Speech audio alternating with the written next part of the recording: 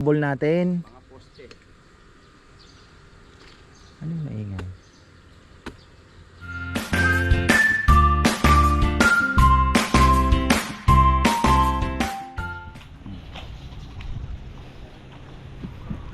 Ayan na, magandang buhay. Back to ano tayo.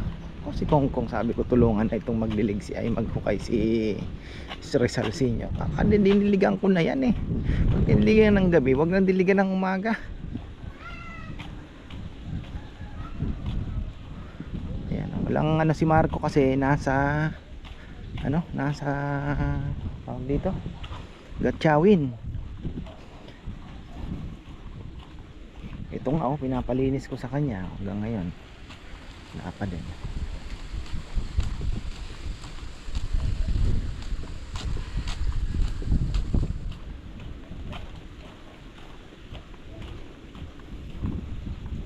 Sino kasama naghuhukay niyan na ha? Tulungan mo na at di ba nandiligan kagabi to kahapon to? Nandiligan ko to, tuyo na. Ano yan? Money tree. Umumunga ng 500 tsaka 100. Ito diniligan ko kahapon eh. Ayan. Tingnan nga natin to. Natawa tuloy ako. Parang kalabasa. Hindi nila alam. Hindi ko din maipaliwanag. Diba? Hindi nila alam yung zucchini. Ano ba yung zucchini, diba? So mahabang explanation. Kaya money tree na lang ang magandang sagot yan. Ba, ang bilis nila Parang inusog ni Papa yan pwede na. Pwede na. So ayan po, nakita nyo yung galing. Sa araw lang nahukay ito. Bilis talaga Sino nag-hukay nito kahapon lang to? Ba, mabilis Tulungan ako ng kalating araw ni paring Kongkong siya. Mabilis Yung lupa sa ilalim. Ha? Tiyakat. Basa pa rin Ibig sabihin okay pa rin. Ba, saan dadaan daw yung truck? Dito na. Dito sir. Kasi nag-ano ako ng daanan ng truck eh. Yes sir. Ito na. May asintadang packet dito. Okay, tama. Ito kasi ang hinahabol natin. Mga poste. Ano yung maingay? Daan ko Parang to. maingay Haan. Ha? Daan ko to. Dahan-dahan niya. Tingnan mo kalokohan itong batang ito. Tingnan. Nakakita ng rampa. Tingnan niya. Mayabang. Sige. Pag ikaw nangungo ka dyan, tingnan mo. Kaya mo yan? Diretso ka dun. Di, pagka gumanong ka, diretso ka dun. Sugat ka ng muka. Sa mukha mo.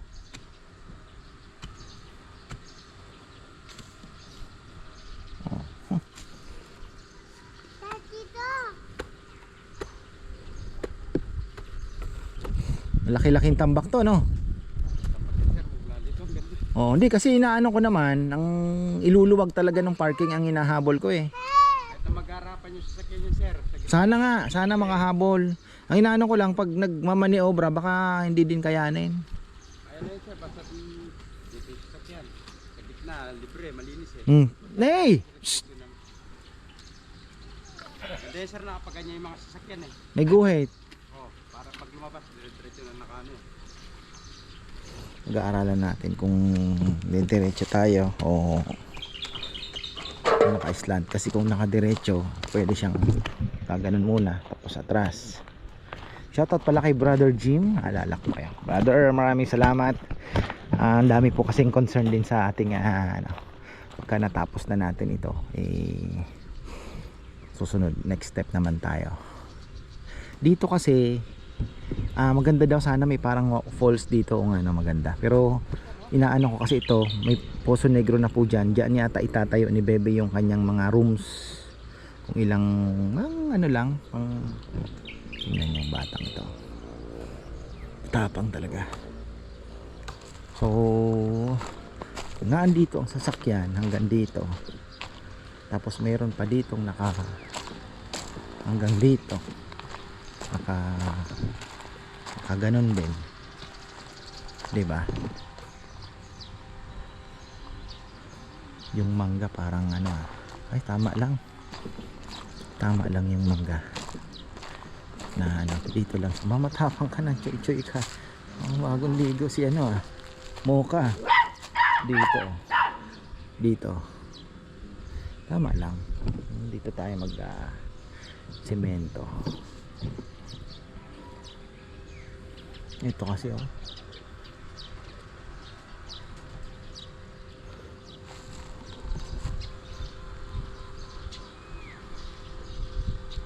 dahil palang bulaklak ng Indian mango din dito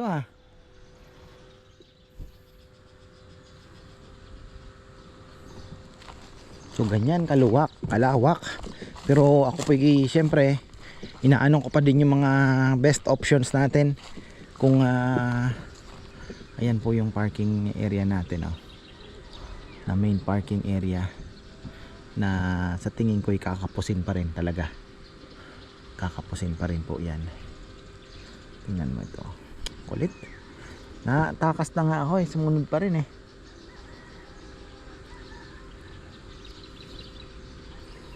So lalagyan natin ng guhit ito. So sana mga 15 dito 15 patay tayo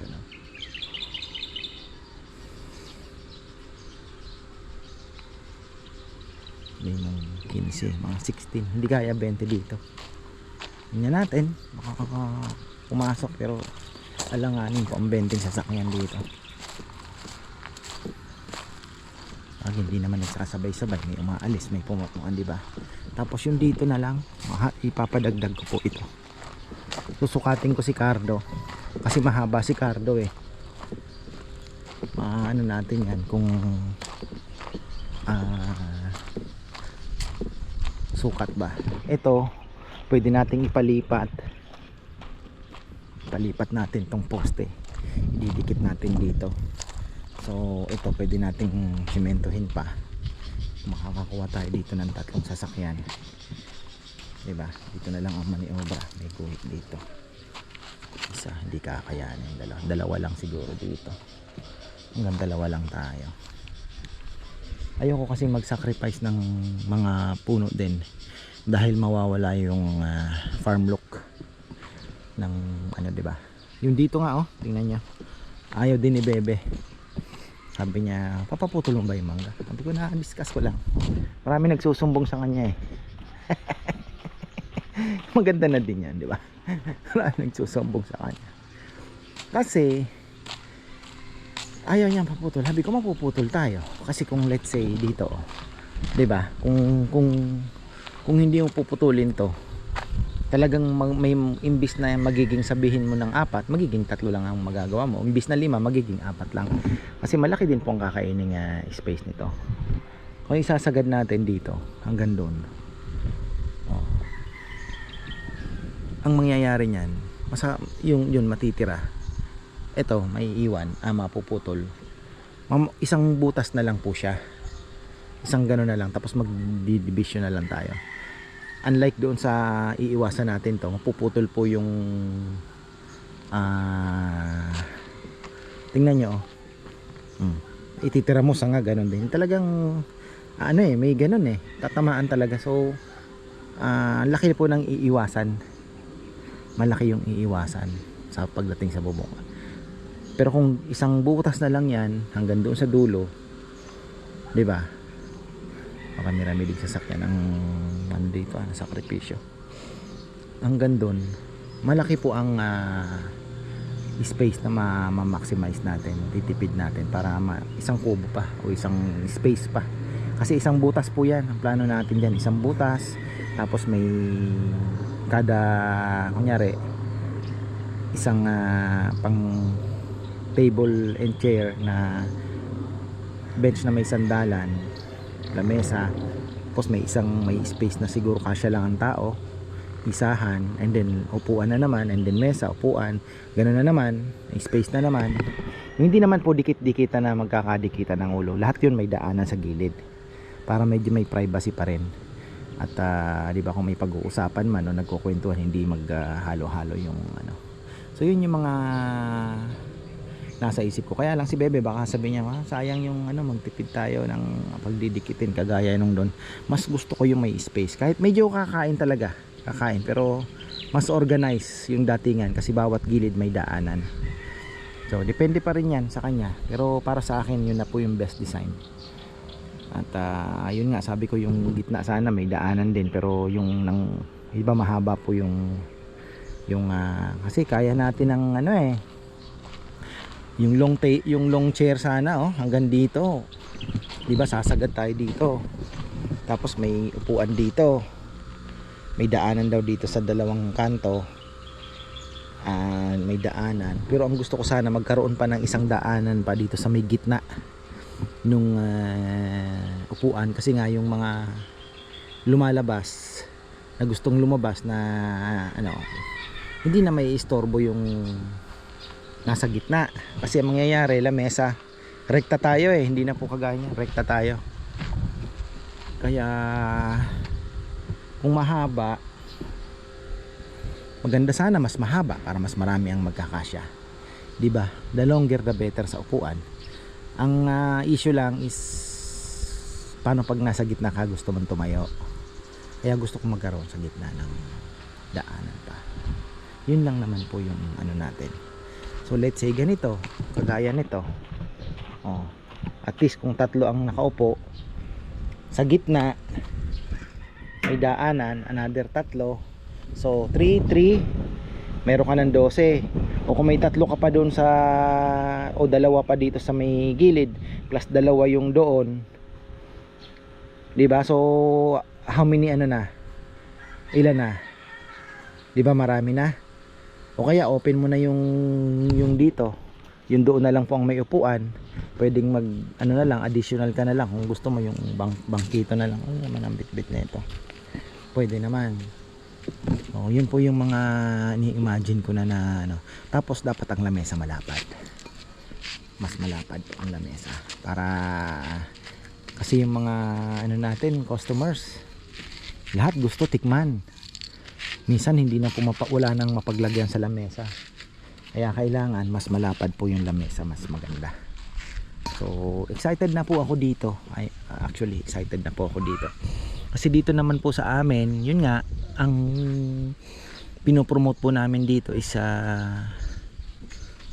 ano talaga, yung nature type ng dining na parang farm setup pa din. Siyempre, pag sinabi nating farm, hindi po natin maiiwasan, may mga langaw-langaw na konti na may ginaganon-ganon tayo.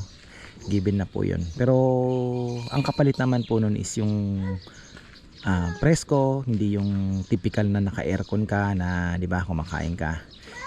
Dito kasi may nature talaga. Ha? Ano? Ano? Sumabit? Hala! Ay! Sabi. Ha? Kasi kung ano-anong binibitbit mo na, tingnan mo, wala na. Labubo to, di ba?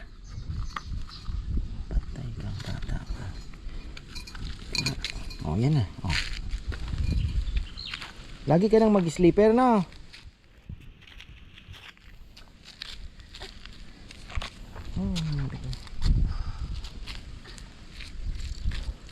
Ano itong ginagawa ng loob?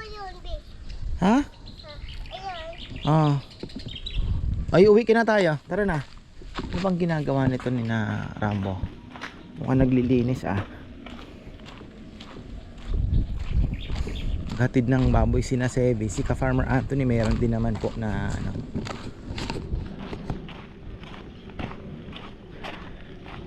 Medyo marami tayong malalaki, 35. Pagka wala tayong dumating na magagandang 40, ay magda-downsize po tayo. Pero sabi ni Sebi, marami naman daw. Ano mo ginagawa? Kaya pala maingay Ginagawa mo? Alikabok. Very good. Hanggang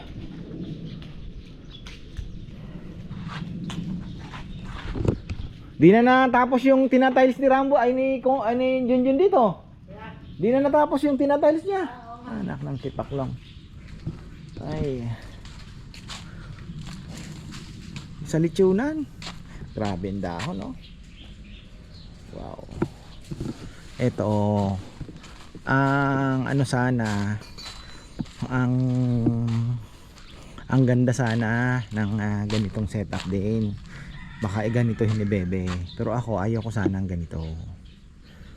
Mas gusto ko po talaga yung may daanan sa gitna. Kahit maliit lang. Ganito lang, oh. Ilang inches ba to? 12.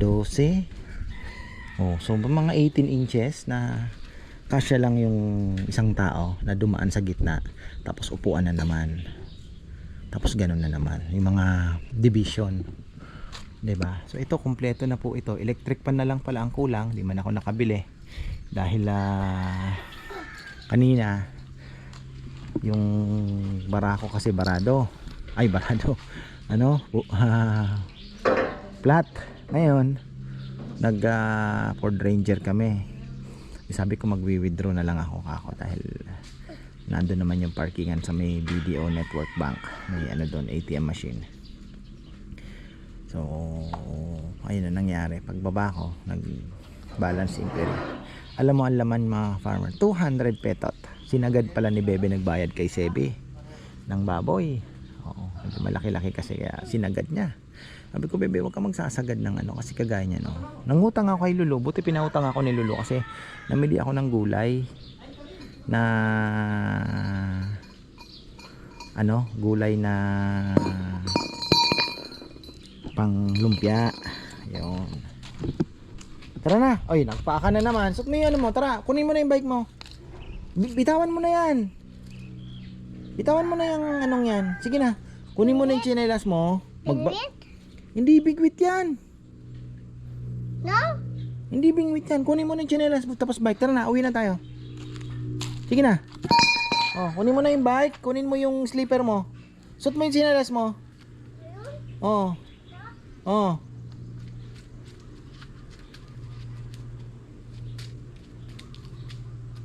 Kunin mo na yung bike mo. Tara na.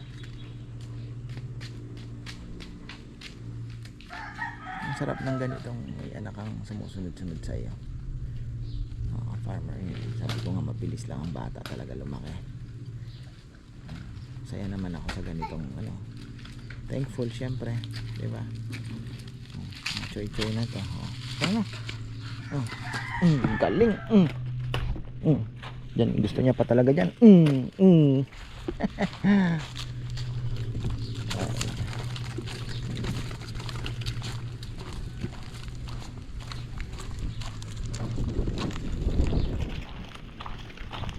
Mauna ka na, no? Puntahan mo na si Lolo.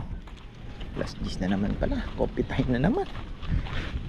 Ubusan po kami ng ano, nahihirapan kaming humanap ng hollow blocks. Dahil dito kay Mamu daw ata may 5,000 na nakapending.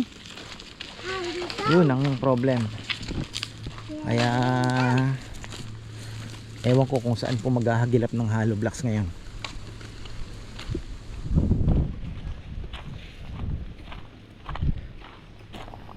Ganito lang gagawin natin, oh. Ganyan lang. Tapos tambak. Yan. Kailangan nito magandang ano ng latag ng bakal. Tsaka yung mga poste medyo dikit, no. Sir, lapit lang. Dami. Sinabi ko kay Papa Yam, yung poste. Ang malaki poste dati, sir. 60. Kasi itutulak ng lupa, kailangan medyo ano. Ito yung magdadala eh. At may Oo. biga pa. Maganda niyan pag naghulog ng ano, wag bibiglain ng lupa, no. Tayo na lang mag-aayos paunti-unti, no. Kesa yung bubuhos, sir, tapos tutulak na lang. oh, tulak-tulak na lang dahan-dahan. Mahirap pag binuhos nila baka mamaya. Bubuhos dito, baka itulak ng pader natin. Kaya nga eh.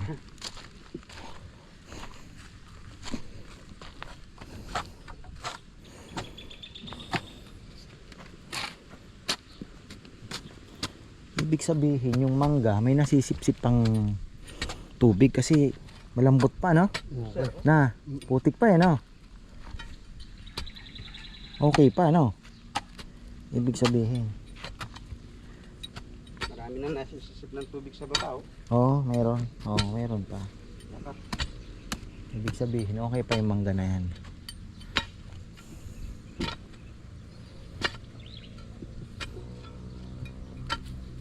Problema kasi natin, parking talaga pag nagsabay-sabay.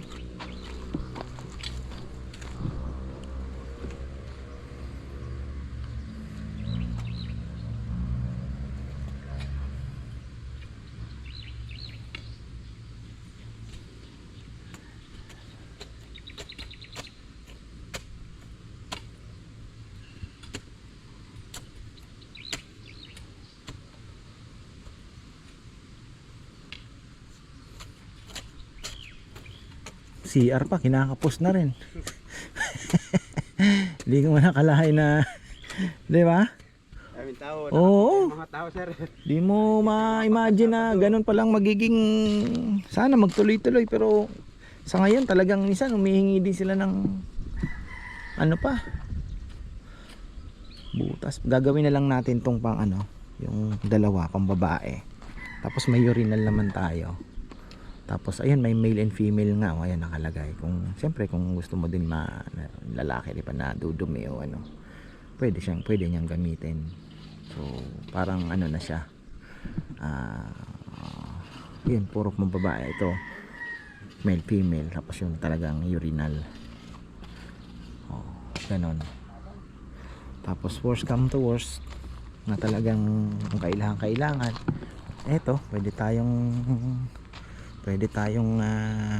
nating i-develop ito, at eto magiging parking at pa nga lang magsasacrifice tayo ng ilang puno. Let's say sabihin mo yung kalahati, itong tatlo, sacrifice parkingan, mga farmer, yan ang ano natin. Tapos matatambakan natin, di nasa taas siya, di ba? Yan yung mga sasakyan, ganon. Itong side na to, o-open natin ito. Pwede tayong maglagay ng mga bench dito na ganyan, parang pang motorcycle, pwede din ano. So, siguro dito sa side na lang siguro mga pang motorcycle. Tapos ito parang pahingahan pa, na nasa ilalim ka ng mga puno din, na kung anong pwedeng ano diyan, di ba? Ilagay diyan na ano, pahingahan, duyan, di ba? Duyan section. Ay, nako. Pwede naman yung mga, di ba, yung mga bikers na gustong magpahinga, magkwentuhan, pwede tayong maglagay diyan ng mga upuan lang, na yung mga kahoy natin na ano, di ba, yung pagawa tayo ng design ng pwede ka pang matulog. Kasi may malilim yan pagdating ng tanghali, kasi yung part na yan, kasi may mga mahogany tayo di ba? Yun nga lang, ito gusto ko sanang option din po ito para maging parking pa, kasi kapos pa yan. I don't think pag nalagyan po natin ng kubo yung dito sa side na to, so bali sabihin mo ng 3 yung dito, minsan may pumapasok doon na 2, 5, tapos yung dito 2, so 7, ito 1, 8, sabihin mo ng dito mga 15, di 23. Kung malalagyan mo dito ng isa pa, 2, sabihin mo na 25. Kaso pag na-open po ito, kung matuloy man po ito, so yung parking po nito kakain din. Kung ilang sasakyan din po yung sabihin mo may nag rent dito, so kailangan natin ihanap din yan bukod po doon sa mga magda-dine in. So yun lang naman, inaano ko lang po, ina-anticipate ko lang yung mga option, at yung mga aanuhin nating di ba, yung mga magiging problema. Hindi naman pala, ano ba tawag ng problema, hindi naman problema, yung mga kailangan solusyonan na, di ba, especially sa parking. So ayun, ito, pero for the meantime malayo pa naman ito. Anin muna natin itong bulatik, farm, kasi kailangan ko mag-produce ng maraming fertilizer po sa ating mga halaman din, diba? Ayan o. Kung tatlo, malaki-laki na din to, no? Ilan ang sasakyan na din yan. Sabihin mo kung malapad pa to, malapad po ito, kaya ang sasakyan dito, kaya ang sasakyan na nakaganon. Tingnan nyo, lapad to eh, lapad to, kayang kaya ang sasakyan dyan na naka ganon.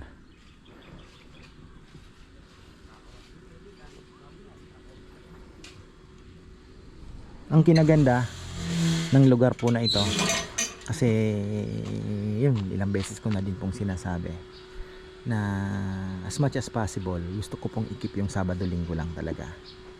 Kahit sabihin mo na tayo po ay tinudumog o sabihin mo ng lagi pong blockbuster, ano ba mga word na pwede mong gamitin na tipong talagang full house, yung mga ganon.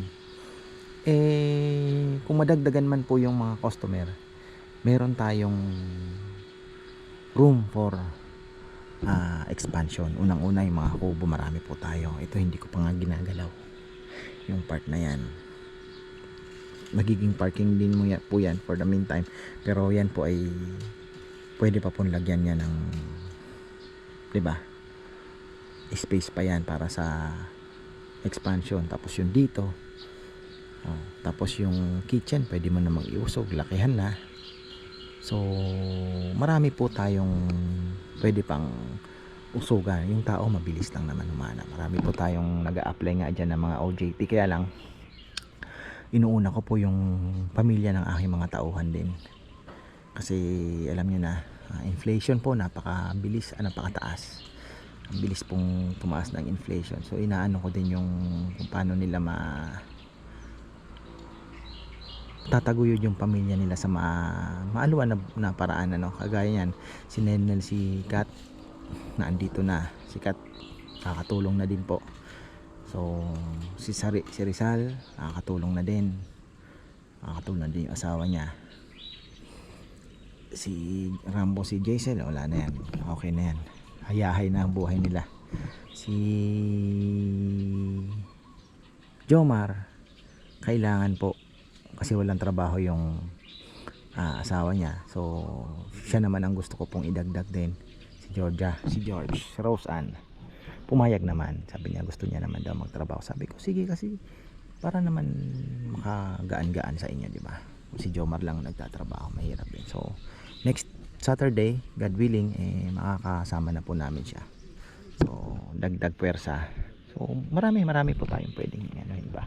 Kaya hindi ako, ang inaano ko lang is the budget talaga, kung paano mo paglalaruin yung budget na available, pera, di ba?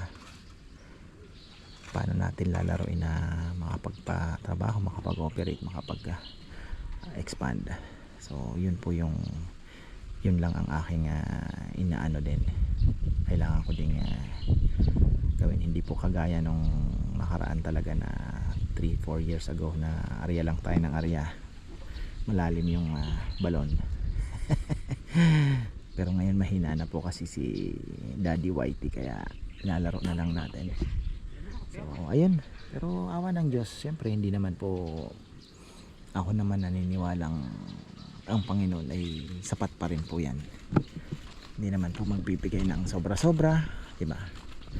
So ayun, tingnan natin ito, mukhang wala na buo yata sa ayun. Bago tayo magtapos ay shout out tayo. Pagalitan ako ni Bebe. Minsan kasi siyang nagsisend dito sa mga listahan. Nag-shoutout ka na ba? Ayun, Bebe, nakalimutan ko. Ayun. Shoutout po sa Adriano family from New Jersey. At shoutout din po kay Virgilio Kinahon ng San Diego, California, from your loving wife Lita de la Cruz Kinahon. Ayan, hello daw po sa inyo. At belated happy birthday kay Ate Estrelita Piging Panday, last February 14. Wow naman, ang special ang birthday nyo, ha. Syempre shout out kay Val Valencia. Ayan brother, maraming salamat sa suporta mo. Talagang truly appreciated, ika nga. So ayun, thank you so much po. Belated happy birthday sa iyo, brother. February 14 din po yan. Pumunta po sila nung Sunday, kaya lang mahihain kasi si brother eh.